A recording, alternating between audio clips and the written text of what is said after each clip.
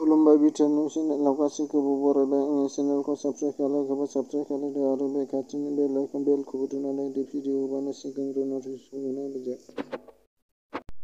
दुखुनांथाव खौरां लाखिराम बर'नि नायल जाल' सासेल' फिसाजो बिहनिथा बर' बिनानावा गैलिया। साननैसो सिगां नोंथांमोना बिनानावनि जिउखौ रैखा खालामनो थाखाय 100-200 जि हायो हेफाजाब होदोंमोन, नाथाय बिनानावनि जिउखौ रैखा खालामनो हायाखिसै। बिहनिथा बर' बिनानावखौ जेएमसि हस्पिटालाव फाहामथाय होगासिनोमोन। गोबां नाजासेयावबो बिनानावनि जिउखौ रैखा खालामनो हायाखिसै।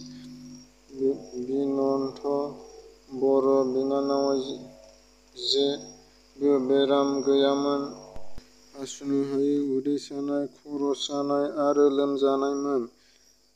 नार्जारी क्रिएशन टीमनिफ्राय बिहनथा बर' बिनानावनिसिम इसोरनि खाथियाव आरज गाबहरदों जे बिनानावनि जिउमाया अराय सोरगोआव आलो गोजोनै जायगा मोनहैयो।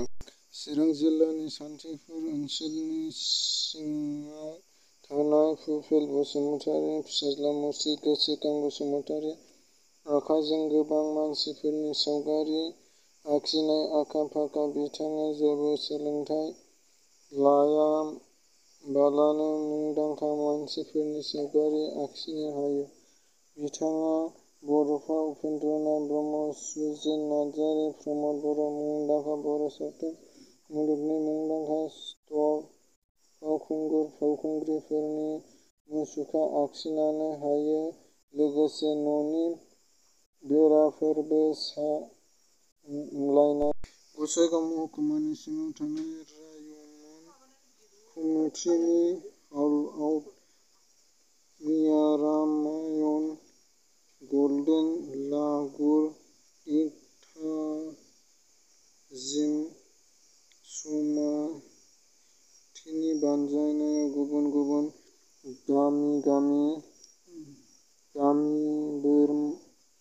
गामिबोरामफोरजों लोगोसे ईदनि मेनेजार मुर्शिद सत्तनाथ डेका आरो कुसुगाव डिभिजननि डिएलअ मानिनां रुजु कुमार ब्रह्म।